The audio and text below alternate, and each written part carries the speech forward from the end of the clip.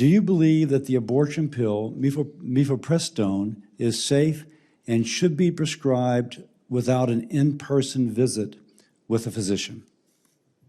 Thank you so much, Senator Cassidy, for your question, and also thank you so much for meeting with me virtually before the hearing, and also to your staff for meeting. I think that every medication has risks and benefits. I think that all patients need to have a thorough conversation with their doctor and have true informed consent before taking any medication. Should there be an in-person visit required? This is the question of whether there should be an in-person visit is out of the purview of the Surgeon General's office, but I do believe that every patient needs to have a very thorough conversation with their doctor before taking any medication. Unfortunately, in our current healthcare system, because of how overburdened doctors are, this often doesn't happen, whether it's in person or online. Do you believe that birth control is safe, should be widely accessible, including perhaps without a prescription? I absolutely think that oral contraception should be widely accessible. Just as I said with mifepristone, I believe that especially when it comes to oral contraceptives, we need to have patients having a conversation with their doctor about risks and benefits. Like all medications, oral contraceptions do have significant risk, and we need to make sure that women are empowered with information and informed consent before getting on a medication that's often prescribed for several years without follow-up. Tragically, next question, we've had 2 children die from measles in West Texas. We now have an outbreak of like 1,000 children almost in South Carolina area. You're a mom. We're on the verge of losing our measles elimination status. Would you encourage other mothers to have their children vaccinated against measles with the MMR vaccine? Like you, I'm a physician. I believe vaccines save lives. I believe that vaccines are a key part of any infectious disease public health strategy.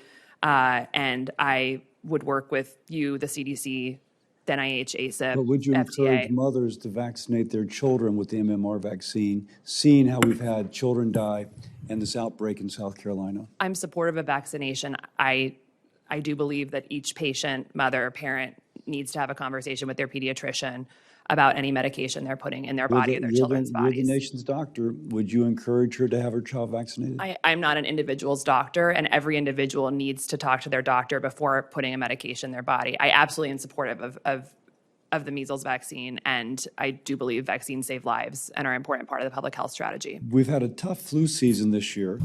Would you, as past Surgeon Generals have, encourage Americans to get vaccinated with the flu vaccine? At the risk of sounding repetitive, I do think it's very important as a physician and to rebuild trust in public health to make sure that patients are encouraged to have informed consent with their doctor before getting any medication. I believe vaccines save lives. I believe they're an important part of public health. I also do not want to not encourage patients to have a conversation with their doctor. I think it's incredibly important, and informed consent is going to be part of building trust in public health. We've had an outbreak of whooping cough in Louisiana, a vaccine-preventable disease. Children have actually died from it. Think about it, a child about the age of your child dying from a vaccine-preventable disease. And some have been scared to vaccinate their children because they've been told incorrectly that vaccines cause autism. Do you believe that vaccines, whether individually or collectively, contribute to autism? Senator Cassidy, you're a physician. I'm a physician. The reality is that we have an autism crisis that's increasing, and this is devastating to many families, and we do not know, as a medical community, what causes autism.